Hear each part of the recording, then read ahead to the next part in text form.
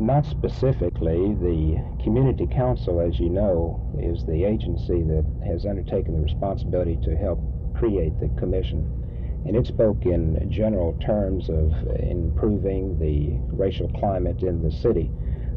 The members of the commission themselves have not yet met to talk in specific terms, but I have heard from some informal discussion with some of the members that there's a strong likelihood that the commission will probably meet with informal neighborhood groups in the so-called target areas and hear from the people themselves what they think ought to be the priority items. I personally think that this would be a good approach to take.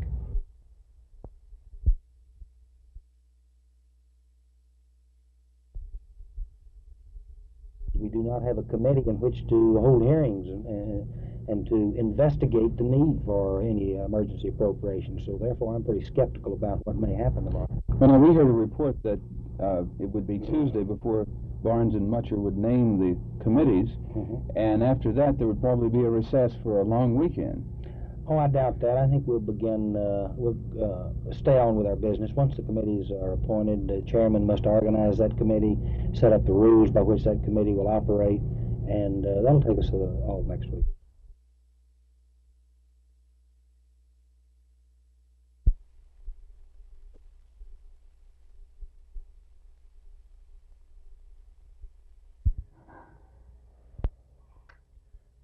Ms. Watson, specifically, what have you found wrong in your investigation with some of the foster homes in Tarrant County? Let me enumerate the problems. Number one, I think we have found too many children placed in one home. Number two, I think the age of the foster parent has been extremely high, in the 60 to 65 age range. Number three, the physical conditions of these homes are not up to par. And number four, many of the children are left without parental supervision during the day. Now, when you say the houses are not up to par, could you give us some sort of a specific example of what you have found? Is it a matter of cleanliness or inadequate space, or? Both.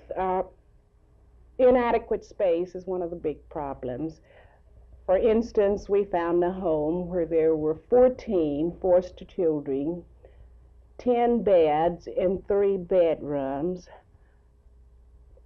approximately 36 chickens, 3 ferocious dogs, some ducks, and droppings from the chickens in the home.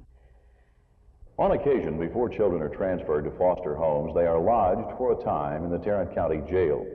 Seldom is their stay here more than 2 or 3 days, but the critics say that the conditions here are certainly not the best. We talked with Sheriff Lon Evans. Sheriff Evans, once children are brought to you, what do you do with them? Well, Jerry, they become my ward, being the sheriff of the county. But they are put in the juvenile area when we try to put them in a area that has children of their own age. What type of supervision do they receive as a part of your operation? Well, here in the jail supervision, of which the only supervision right now at the present time that the juvenile area has, is on, we have a matron in attendance around the clock, 24 hours a day, and it's her responsibility, and she checks the juvenile area about every 30 minutes. The result of children being lodged in jail is a matter of record. In Tarrant County, 1 suicide, many beatings, and a recurrence of moral misbehavior.